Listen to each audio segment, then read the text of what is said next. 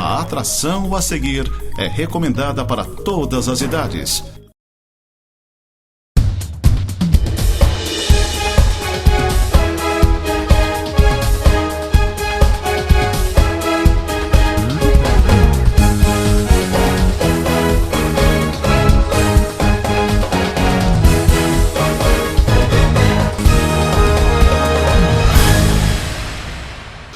Muito bem, amigos, cá estamos, de volta com mais uma edição do nosso programa Tema Livre.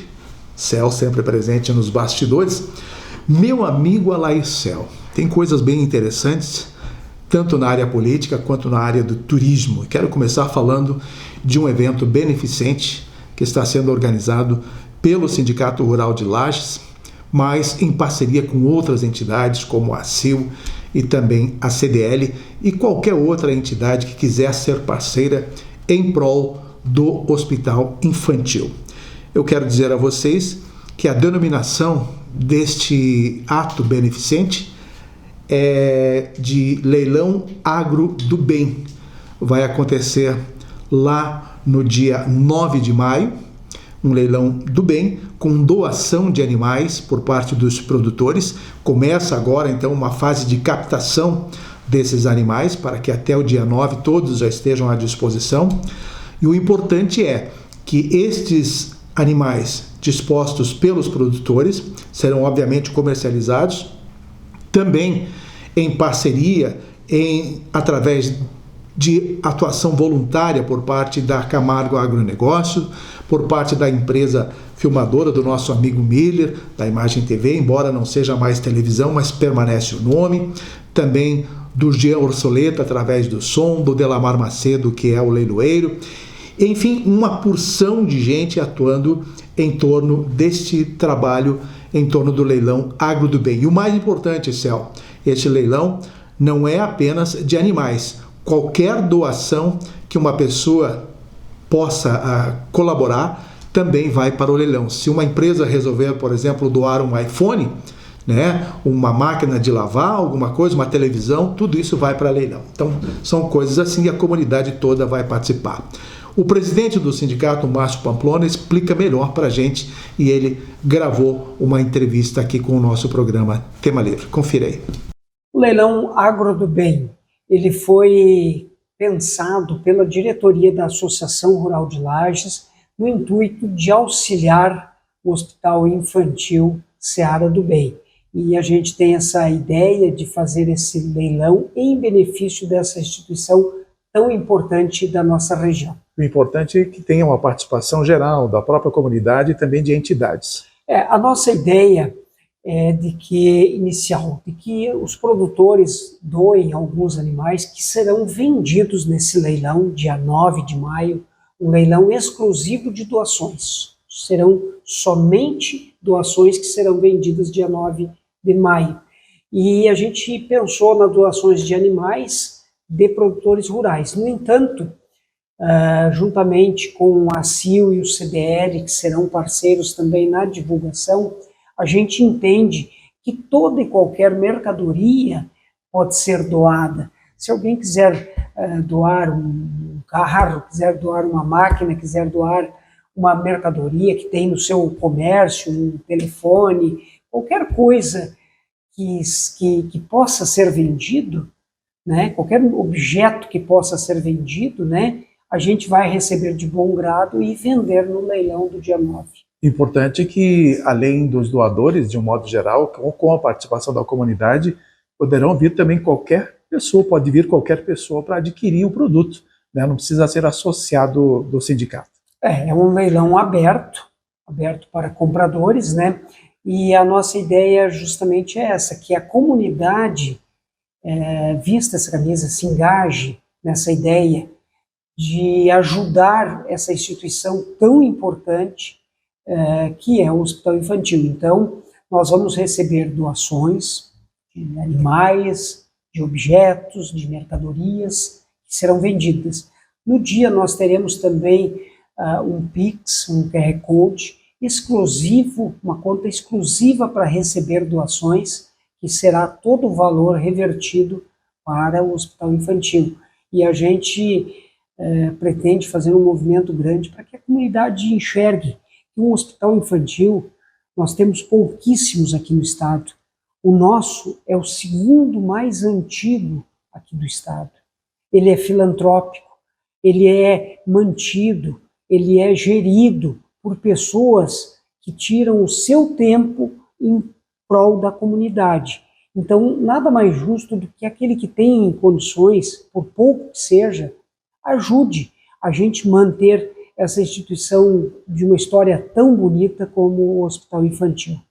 E um outro assunto bem bacana, Céu, que eu acabei prestigiando no meio desta semana, na quarta-feira, dia 2, em São José do Cerrito, foi a posse da nova diretoria da Associação Aconchego da Serra e, na mesma ocasião, também foi exaltada a criação da Secretaria Municipal de Turismo de São José do Cerrito. Um momento sublime para este município, que está numa crescente nesse campo, nesse segmento turístico, e você vai entender um pouquinho mais dos propósitos disso tudo, porque eu também estive lá, como eu disse, e coletei entrevistas com a secretária municipal de turismo, lá da cidade de São José do Cerrito, e também com a presidente Josiane Santos da Silva, que é a presidente da Associação Aconchego da Serra. Vamos ouvir então o que as duas têm a dizer e vocês vão gostar. Olha, a gente está pensando várias frentes de ação, né? Obviamente a gente vai trazer o destaque para as casas subterrâneas, que nós somos a capital nacional das casas subterrâneas, é um título e um reconhecimento que nós temos aí, toda essa tradição de mais de 1.500 anos de história. E nós também vamos trabalhar muito forte o projeto do turismo com as famílias rurais, né? Então, tanto o agroturismo como o turismo em ambiente rural, nós vamos trabalhar essas duas frentes de ação para trazer para a nossa comunidade, para a nossa sociedade, que é majoritariamente rural, uma alternativa de renda, né, para aquele agricultor que já está no campo, que quer pensar uma nova oportunidade, uma nova vocação para aquilo que ele já desenvolve com tanto amor e carinho na terra. Então, serão os nossos principais dois focos de ação, né, as casas subterrâneas e o turismo nas propriedades rurais. Então, estamos aí iniciando com a equipe que já tem uma experiência e a gente está vindo para somar. Pensamos em estar renovando aí os planos e trazendo a demanda de cada um do grupo da associação, que a associação já existe há alguns anos, mas ela esteve por um momento de pandemia, parou, e aí agora estamos retomando com o apoio do poder público. Agora temos em São José do Cerrito a nossa Secretaria de Turismo, onde a gente está buscando apoio para os projetos dos nossos associados que estão também empenhados na causa do nosso turismo rural e desenvolver em nosso município uma rota turística que possamos fazer passeios aí com as casas subterrâneas e as nossas fazendas, nossos receptivos, restaurante. A gente quer muito, sonha muito, almeja que saia do papel e que se torne realidade esse sonho do turismo na nossa cidade. A gente percebe que São José do Cerrito está crescendo bastante na questão do turismo. Por isso, você terá, junto à tua diretoria, uma preocupação mais ampla, até para poder difundir, né, divulgar cada vez mais para trazer o visitante. Sim, o nosso compromisso ele está cada vez mais grande, de bastante responsabilidade, mas o grupo, a equipe é bastante unida. Estamos aí em formação, fazendo alguns cursos com o apoio do Senar, que está sempre representando, sempre ajudando o pessoal aqui, uma representatividade bem grande. Os empresários também estão bem otimistas, bem contentes com esse desenvolvimento. Mas um outro assunto que eu quero também registrar aqui no nosso programa Tema Livre me remete à cidade de Bom Jardim da Serra. Eu recebi a informação da secretária de turismo deste município, deste pequeno município serrano, a Sandra Padilha, mandou-me inclusive as fotografias, pois eu trouxe já em meu blog essas informações exaltando as ações que envolvem essa secretaria em Bom Jardim da Serra, tudo sob a supervisão do prefeito Pedro Osteto, que é um incentivador nato do turismo daquela região, pois, Céu, acabou de decorar a cidade inteirinha com adereços da Páscoa.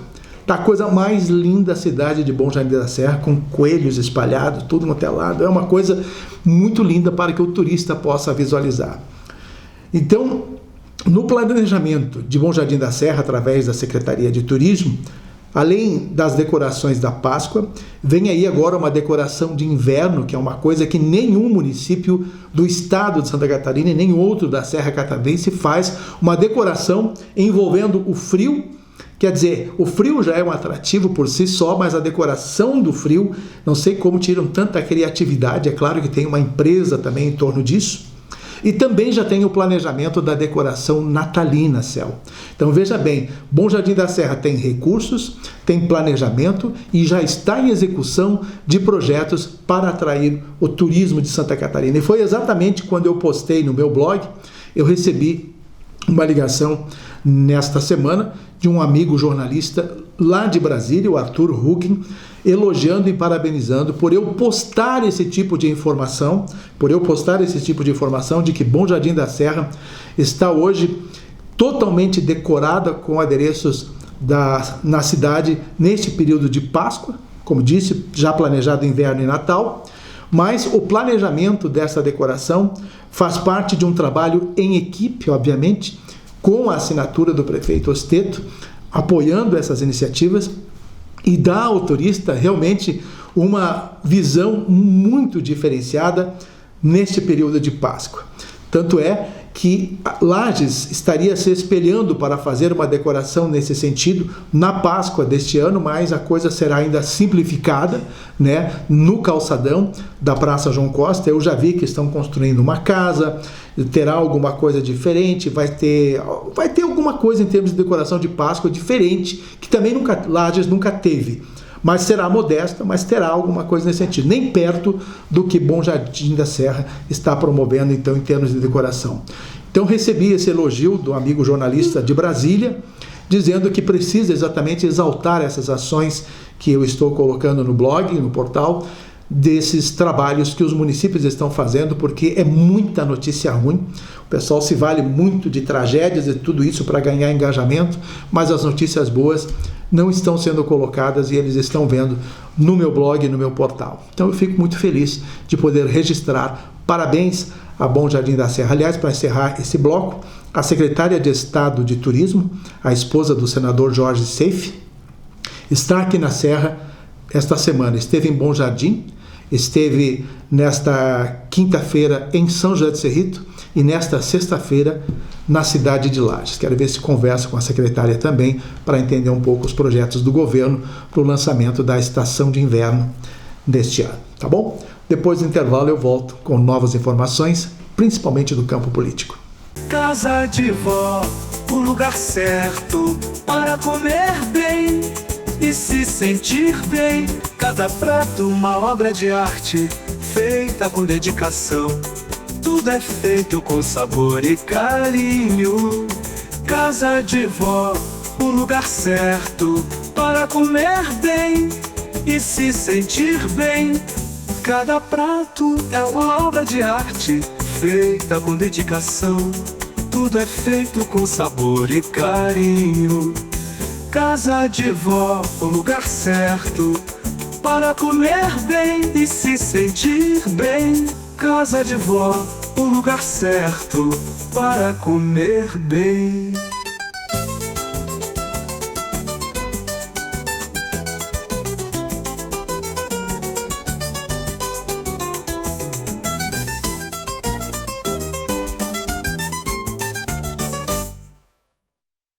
Muito bem, amigos, chegamos à segunda parte do nosso Tema Livre aqui na Nova Era TV e vamos entrar um pouquinho no campo político.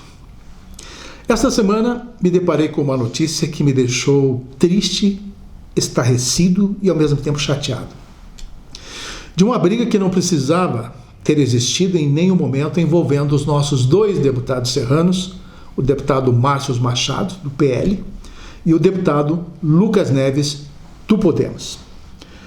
Veja bem, primeiro a notícia chega com uma nota da assessoria de Márcio Machado falando que iria protocolar uma representação contra o deputado Lucas Neves na Comissão de Ética e Decoro Parlamentar da Assembleia Legislativa por conta de uma afirmação de Lucas nas redes sociais de que Márcio é contra a caça do javali.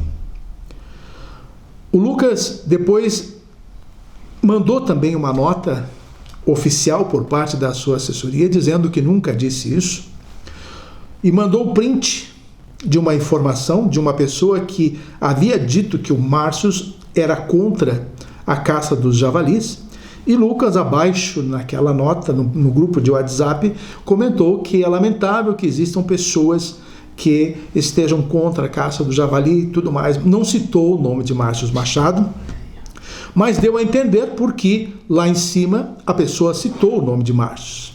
E o Lucas comentou embaixo que há pessoas que, infelizmente, tem pessoas que não querem a caça do javali. Isso tudo gerou uma confusão muito grande e criou um atrito também desnecessário entre dois representantes da Serra Catarinense. Nós temos únicos 2 deputados, o Márcio e o Lucas. Os dois estão fazendo um belíssimo trabalho de representatividade da região. Fazem parte da bancada da Serra, inclusive com a adesão lá do Meio Oeste, que é curitibano, já pertence ao Meio Oeste, do Berlanda, do Nilson Berlanda, e também lá de Florianópolis, o Mário Mota, que também tem ligações com a Serra Catarinense. Então são 4 deputados tecnicamente representando a bancada da Serra.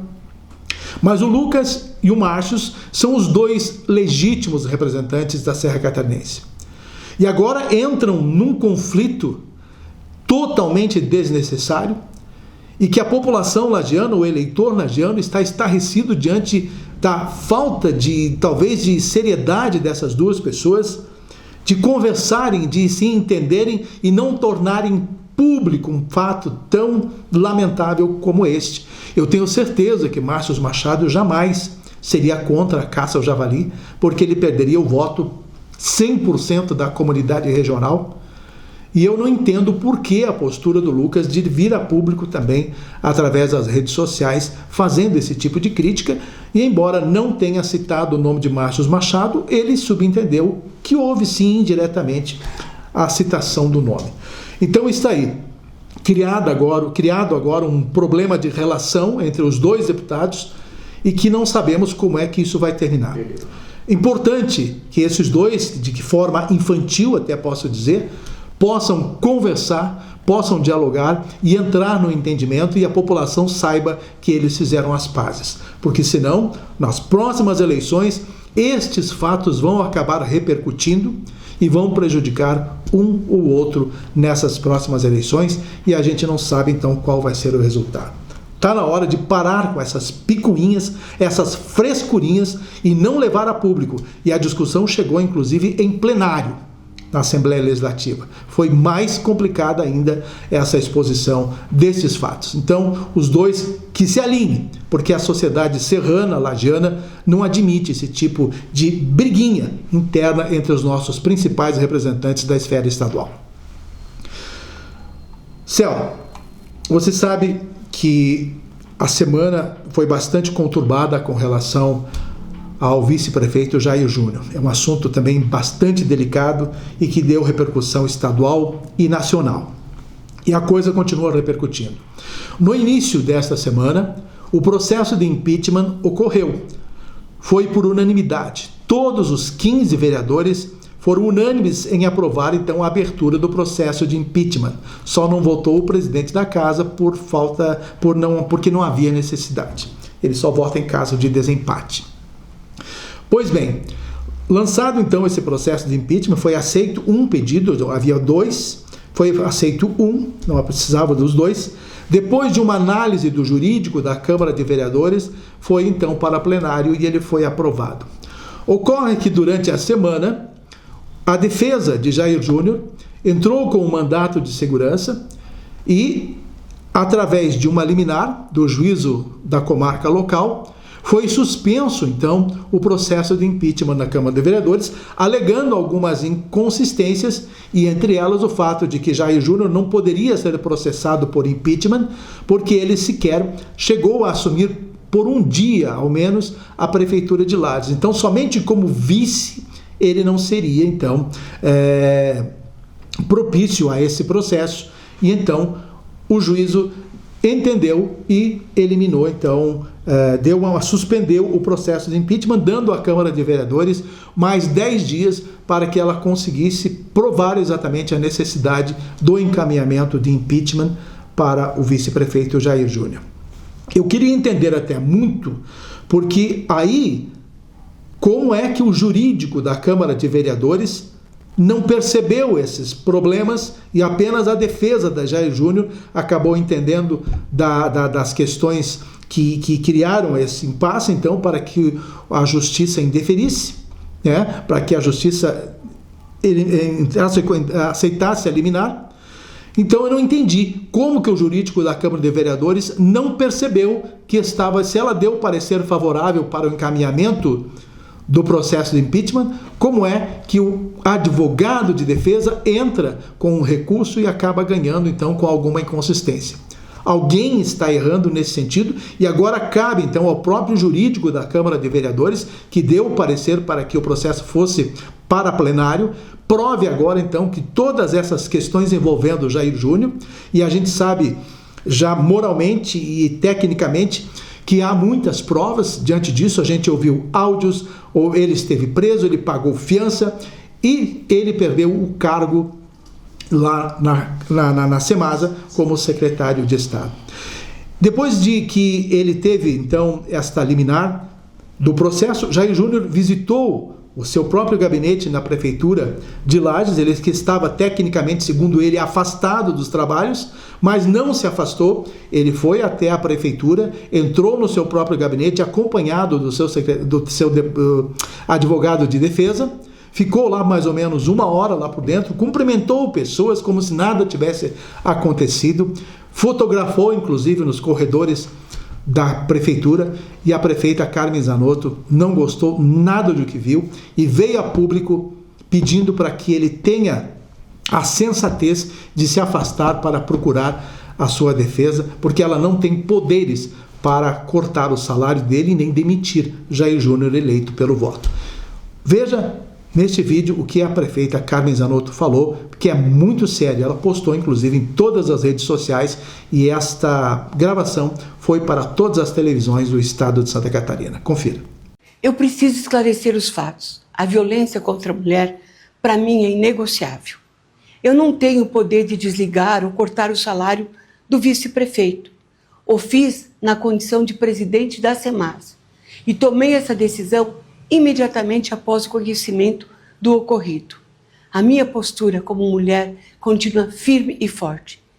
O vice-prefeito, na minha opinião, deveria se afastar do cargo, até as investigações serem concluídas.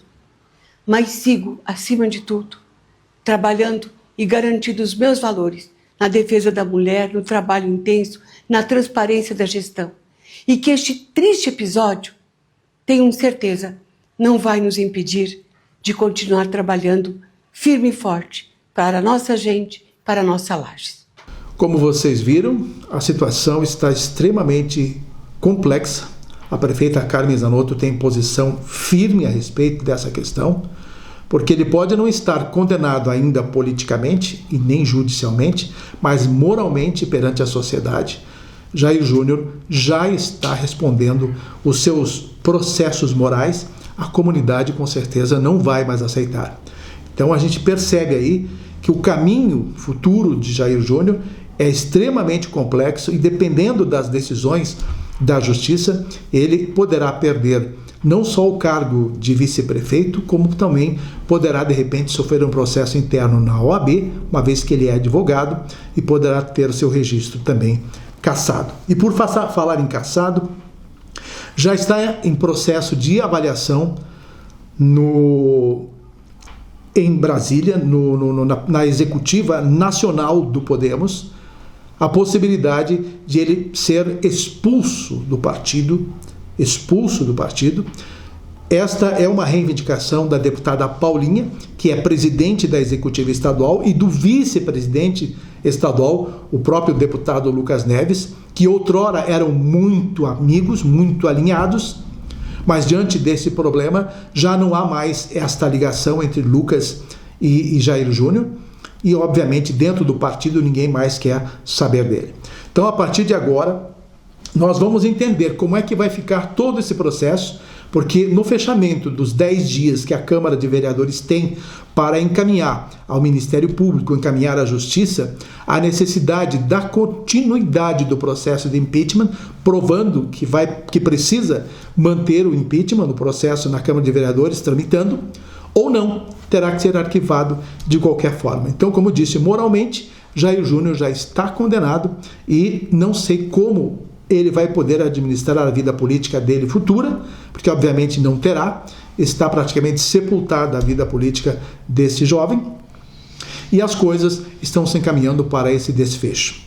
Vocês notaram aí que a prefeita Carmen Zanotto não admite mais a presença de Jair Júnior dentro da prefeitura enquanto ele não cuidar do seu processo. Pede para que ele se afaste para cuidar do seu processo, e se ele for depois inocentado, as coisas na justiça, ele poderá então retornar à sua atividade, pelo menos de forma legal, porque moralmente ele está completamente hoje julgado já pela comunidade lagiana.